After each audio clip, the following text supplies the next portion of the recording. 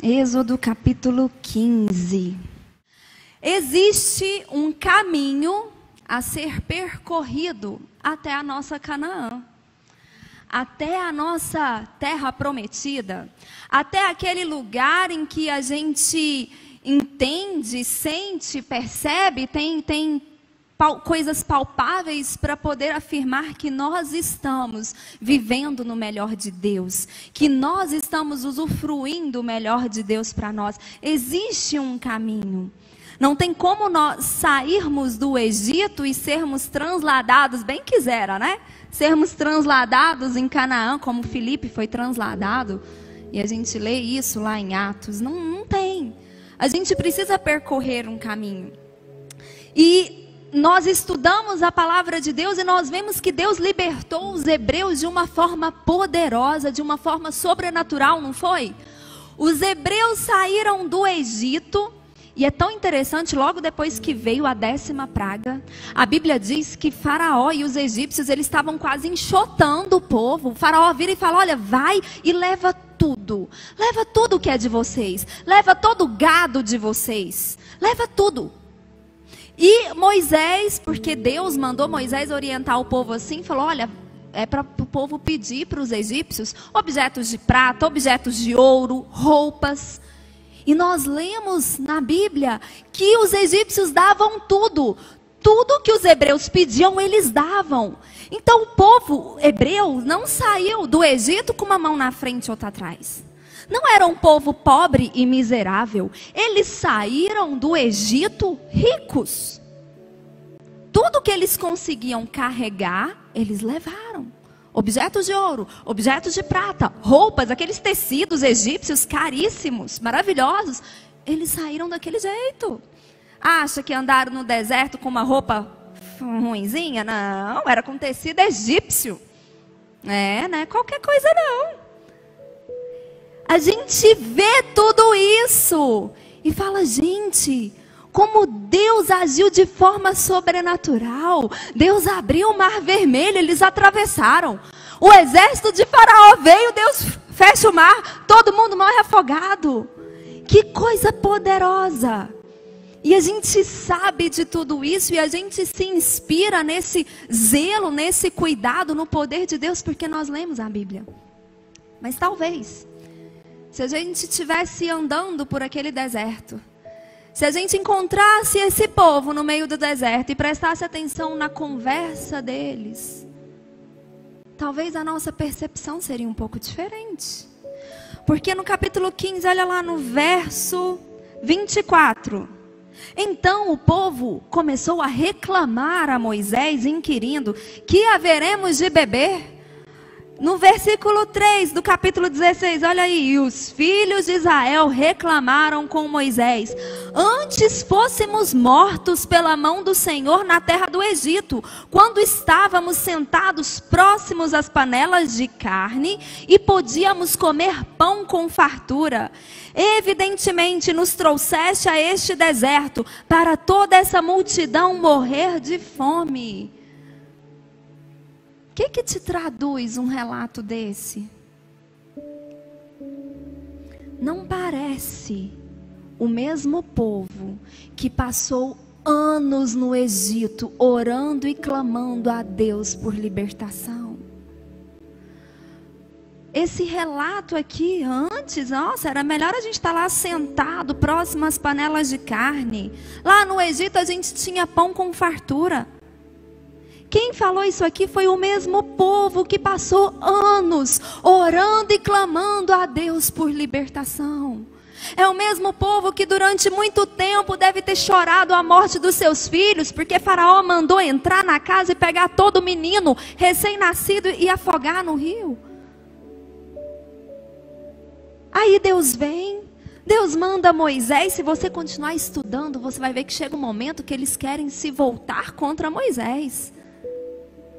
Aquele homem que deixou a esposa e os filhos para cumprir o chamado de Deus, deixou lá junto com seu sogro. Moisés fez isso e voltou lá para o Egito, porque Deus falou: é através de você que eu vou libertar o meu povo.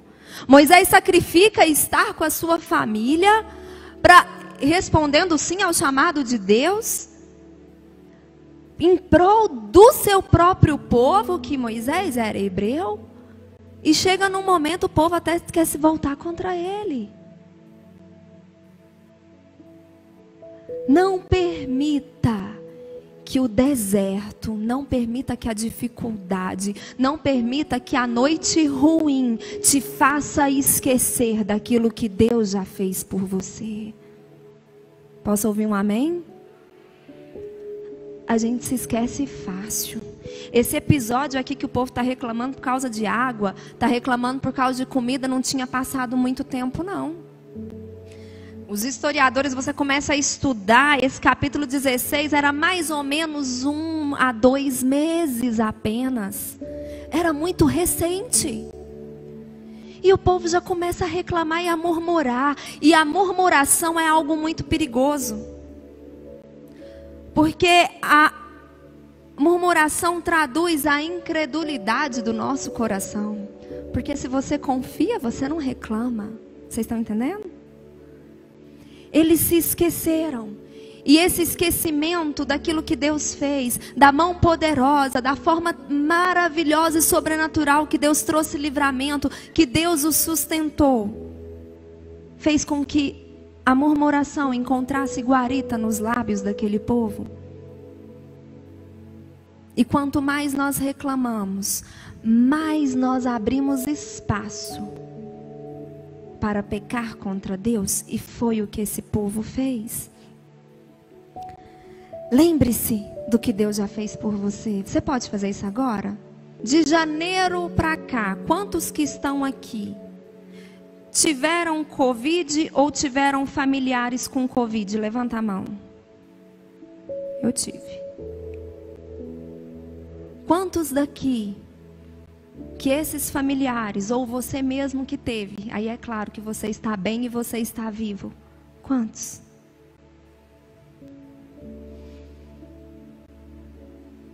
Situações difíceis nós vamos enfrentar. A gente precisa atravessar o deserto. Nós precisamos do deserto. E no deserto nós iremos passar por provações. Nós iremos passar por situações difíceis. E o nosso coração vai ser provado. O deserto não era o destino que Deus queria para eles. Deus tira eles do Egito já com a promessa, já com o caminho traçado. É igual a gente quando coloca lá no GPS o seu destino final, você coloca o endereço que você quer chegar, mas existe um caminho que você tem que percorrer.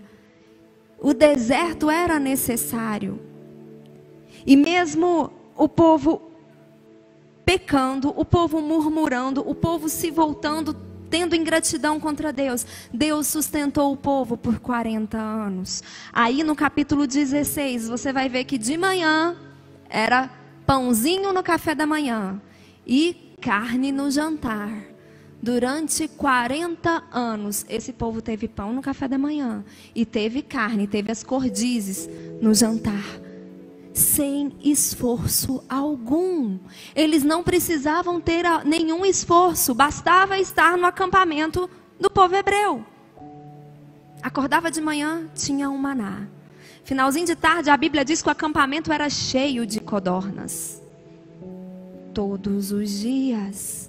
Por 40 anos, Deus sustentou esse povo.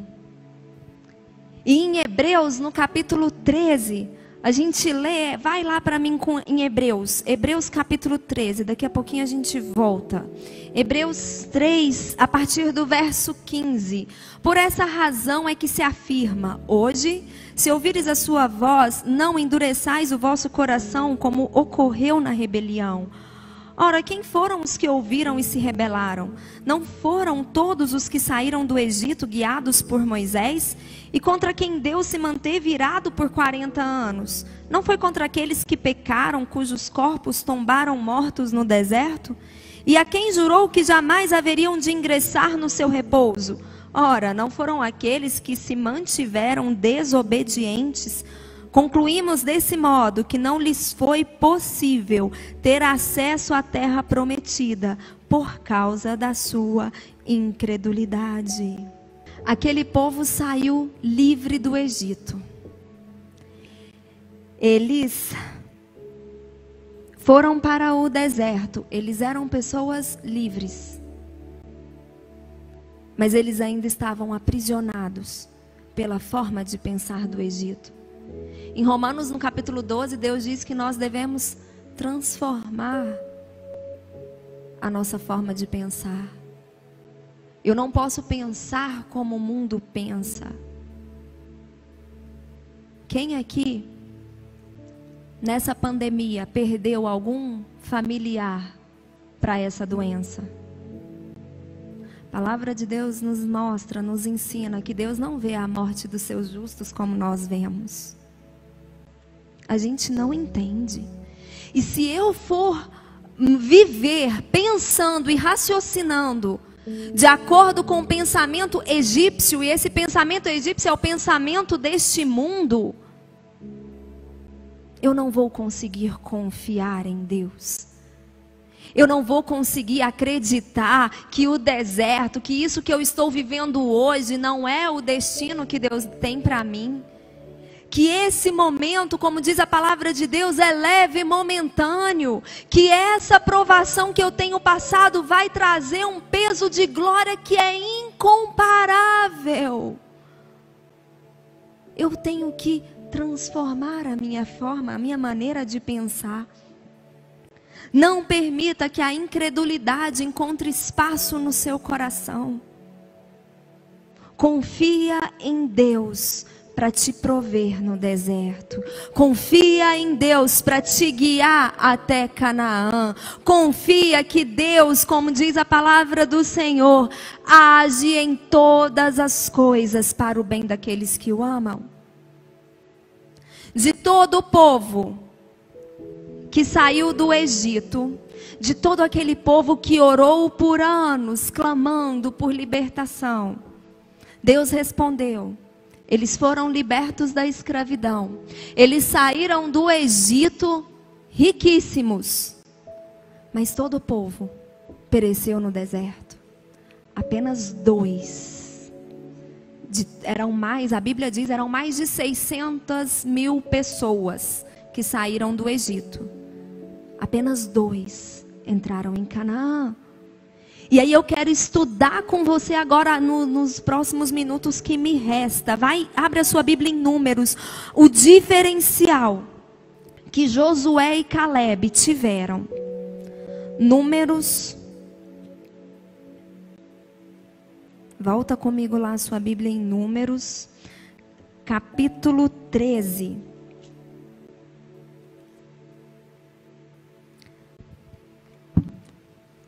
Aqui Moisés está, no capítulo 13, ele manda o povo para espiar a terra.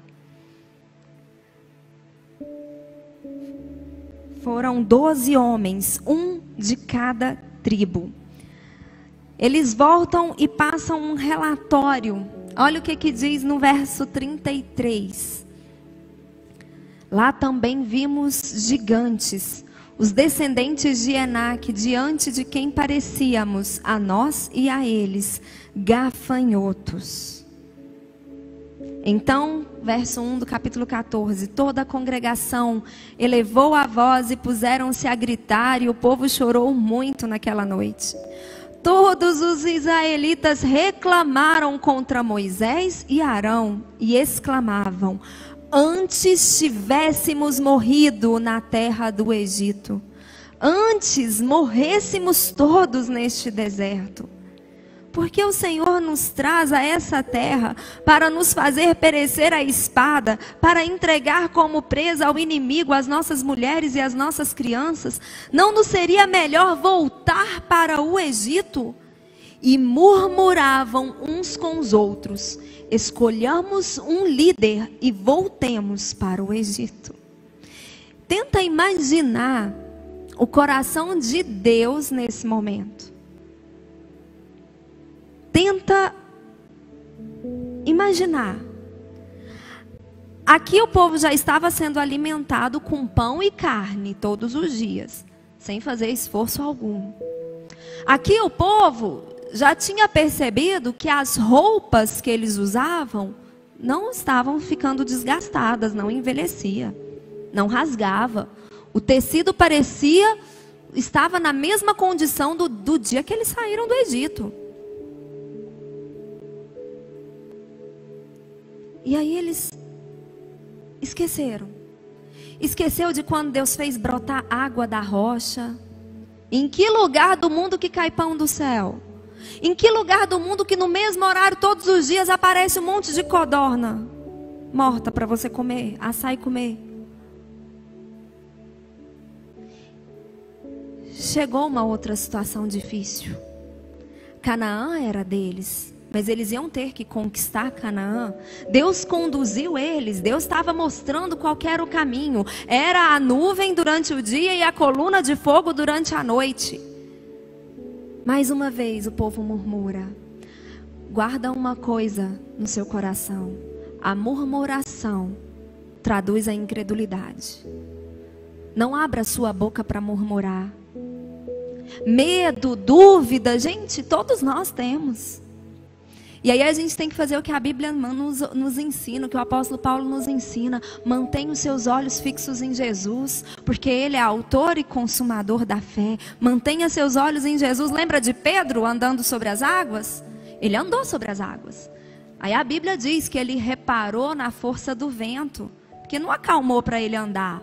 Ele saiu do barco e começou a andar sobre as águas. A tempestade estava rolando solta. O barco estava quase virando. A onda gigante estava se formando e ele andou sobre as águas. Só que no momento ele começa a reparar na força contrária do vento. No momento ele começa a ver que o negócio está... E ele afunda. Se nós não mantivermos os nossos olhos em Jesus, a gente vai fraquejar na fé. E eu vou além. A gente até pode fraquejar na fé. Aí a gente clama, a gente ora e pede para o Espírito Santo aumentar a nossa fé. Mas não abra a sua boca para murmuração. Não abra a sua boca para reclamar da situação que você está vivendo hoje. Porque se você for parar agora, nesse momento, e olhar para trás, você vai poder enumerar vários momentos, várias situações em que o poder de Deus agiu na sua vida, em que a mão de Deus agiu a seu favor. Por mais que esteja difícil, por mais que as coisas estejam assustadoras, não abra sua boca para murmurar. Em Provérbios, no capítulo 18, verso 20, a Bíblia diz que do fruto da boca o coração se farta. A língua faz todo o corpo responsável pela consequência das suas palavras. Nesse momento, se você continuar lendo no capítulo 14, mais aí para frente, a partir do verso 22, eu não vou ler por causa do nosso tempo, você vai ver que a consequência da murmuração, a consequência dessa postura de todo esse povo, fez eles morrerem no deserto, fez eles perecerem no deserto. Mas Josué e Caleb tiveram uma postura diferente. Olha no verso 6 do capítulo 14. Dentre aqueles que espiaram a terra, Josué, filho de Num, e Caleb, filho de Jefoné, rasgaram imediatamente as suas vestes e exclamaram perante toda a comunidade dos israelitas ali reunida: a terra que em missão fomos averiguar é muito boa, um lugar excelente. Se o Senhor nos é propício, Ele nos fará entrar nessa terra e pessoalmente a dará a nós. É de fato uma terra da qual emana leite e mel. Tão somente não vos rebeleis contra o Senhor. Não tenhais medo do povo daquela terra, pois os devoraremos com um bocado de pão. Sua sombra protetora lhes foi retirada, ao passo que o Senhor, o Eterno, está conosco. Portanto, não tenhais qualquer receio deles. Josué e Caleb confiaram no Senhor. Em Isaías, a palavra de Deus diz que Deus faz forte ao cansado e multiplica as forças daquele que não tem vigor. Não é pela sua força, não é pela sua capacidade, é por Ele. Não depende de mim, não depende de você, depende dEle. Não é você confiar no seu próprio braço, na sua capacidade, na sua competência. É confiar em Deus. Se eu confio em Deus, aqui eles cogitaram a hipótese de escolher um líder e voltar para o Egito para viver como escravos. E aí eu te pergunto, quantas vezes nós não fazemos isso? Quantas vezes ficamos olhando para o passado com saudosismo, porque as coisas hoje estão difíceis, e a gente fica olhando lá para o passado. A gente já aprendeu, quem olha para trás vira o quê? Estátua de sal. Olha para frente. Olha para a terra que Deus tem para você. Confia. Deus jamais iria tirar o povo do Egito para fazê-los perambular pelo deserto sem rumo. Mas o deserto é necessário. Nós precisamos do deserto, porque é no deserto que o nosso caráter é forjado. É no deserto que nós aprendemos a confiar no Senhor. É no deserto que a gente vê que todo ouro e prata que nós pegamos do Egito, é no deserto que a gente vê que todo gado que a gente juntou do Egito e levou para o deserto, não faz muita diferença não. É Deus, é por Ele, é por meio dEle, é para Ele. Amém? No deserto, o povo via só uma terra árida. Deus havia um monte de cestas de pães celestiais, quentinhos. Um solo seco.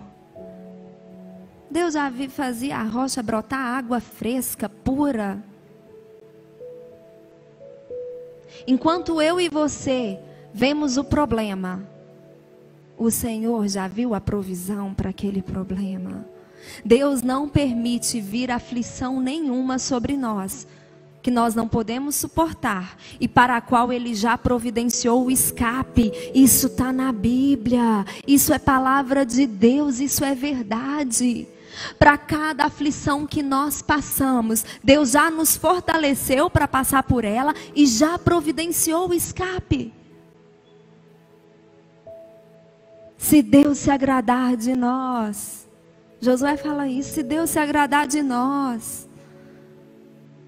Ele vai destruir o povo, é Ele quem vai lutar por nós, a guerra é dEle, amém? Deus usa o deserto para construir o nosso caráter. Em Tiago, a Bíblia diz que nós, Tiago capítulo 1, que a gente tem que ter motivo de grande alegria o passar por provações. A provação vai produzir em nós perseverança, que vai fortalecer a nossa fé, que vai nos levar à maturidade.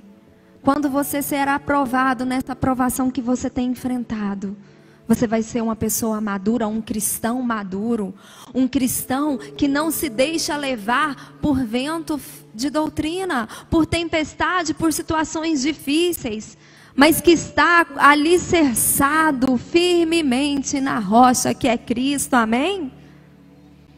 Lembra da ostra? Eu pus aqui como um exemplo. Quem conhece a ostra? É a que faz as pérolas bonitas. Como é que é fabricada uma pérola? A ostra está lá na dela, quietinha, sem fazer mal para ninguém. De repente ela abre, sei lá, se ela... Eu imagino, né? Gente, vocês sabem que eu tenho a imaginação muito fértil. Vamos supor que ela está igual desenho de criança. Ela vai bocejar e abrir o bocão bem grandão, aí de repente entra um grão de areia lá dentro. E esse grão de areia causa irritação. Esse grão de areia vai provocar dor na ostra. O que a ostra faz com essa afronta? Aí é só uma brincadeira. Ela não vai para o bar encher a cara e beber. Ela não vai ligar para a irmã e reclamar e falar que está tudo muito ruim. E não vai sair mais da cama. E não vai trabalhar. Não. Ela produz uma substância contra aquela irritação gerada. E essa substância que ela produz transforma aquele grão de areia, transforma aquela situação contrária, transforma aquela afronta em uma pérola.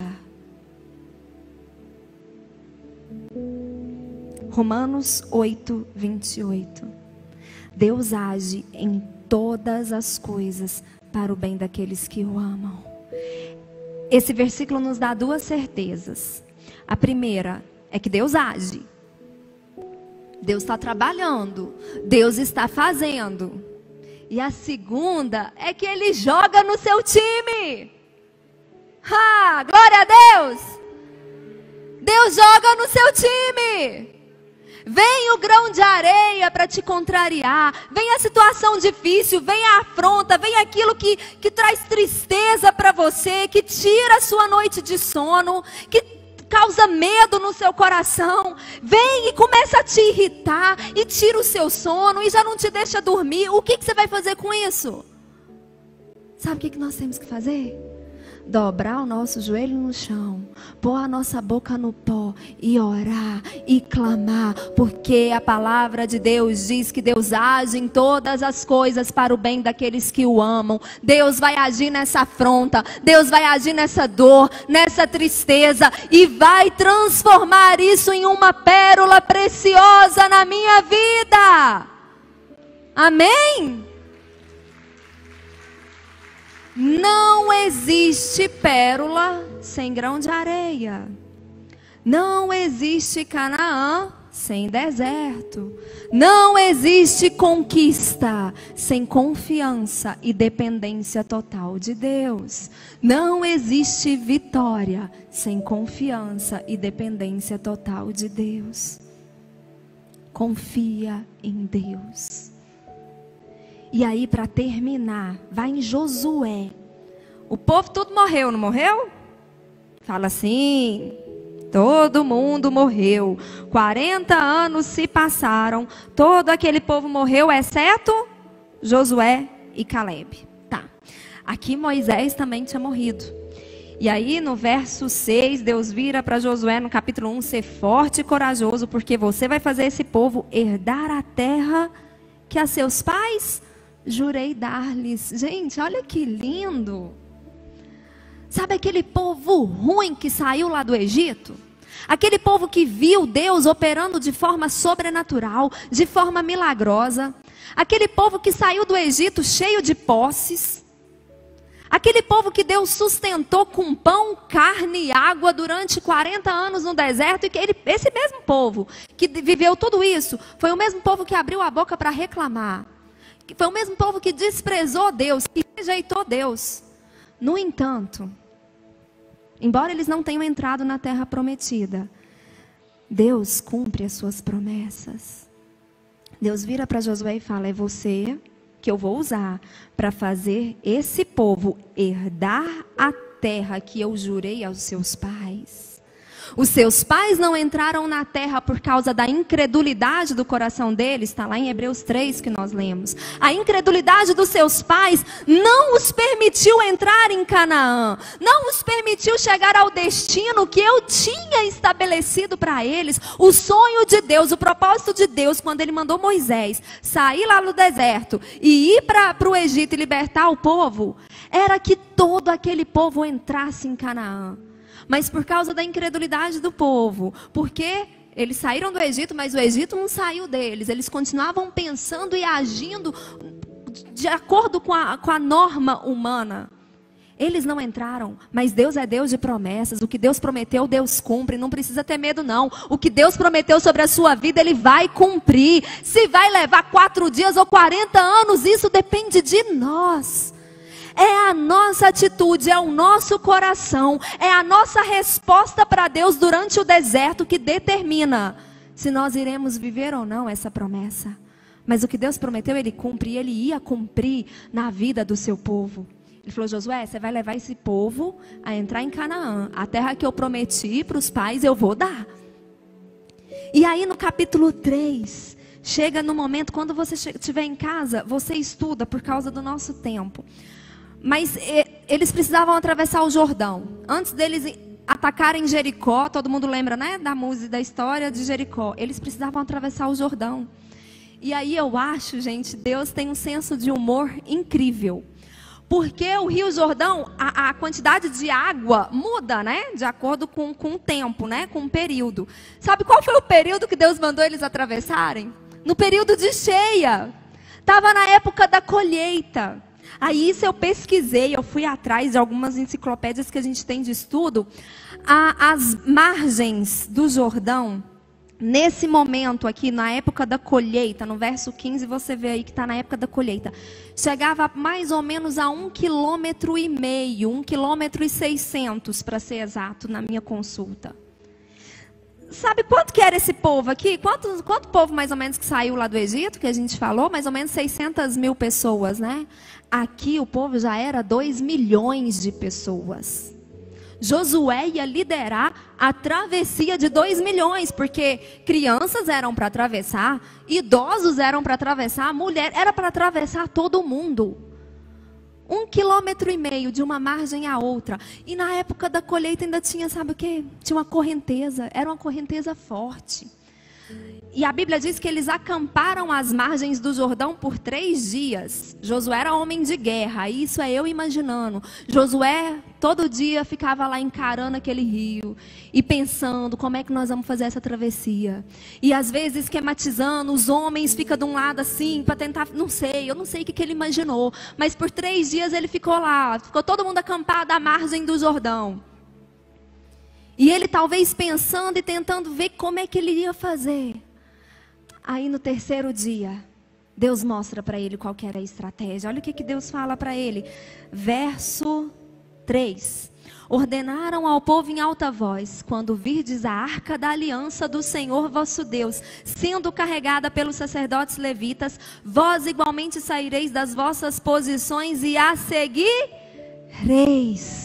Primeira coisa que vai tocar no rio é a arca da aliança. A arca representa a presença de Deus. Meu irmão, guarda isso no seu coração. Às vezes você vai se deparar com um baita rio Jordão na sua frente, com uma correnteza violenta que você vai precisar atravessar. Preocupa não, porque a presença de Deus vai na sua frente. É Deus que vai abrir caminho. É Deus que vai à frente. Você não precisa temer. E a Bíblia diz, nesse capítulo 3, chegando em casa, estuda, que quando os sacerdotes, quando eles que seguravam a arca, quando eles tocaram, a Bíblia diz que a correnteza parou. A correnteza parou. Imagina, a correnteza parou aqui, aí a água aqui escoou. A Bíblia diz que formou um muro de água. E 2 milhões de pessoas atravessaram a seco 1,6 km. Porque Deus prometeu, quando tirou aquele povo do Egito, que iria levá-los a Canaã. E Deus é Deus que cumpre as suas promessas. Josué e Caleb experimentaram todos os milagres que Deus fez no Egito. Josué e Caleb eram escravos no Egito e entraram com seus pés e possuíram Canaã, porque eles confiaram em Deus. No deserto confia em Deus. Diante do rio Jordão, transbordando de água, com correnteza para cima e para baixo, continua confiando em Deus, porque o Deus que promete é o Deus que cumpre, amém? Para finalizar, pode ficar em pé, que eu estou terminando mesmo de verdade, para vocês acreditarem.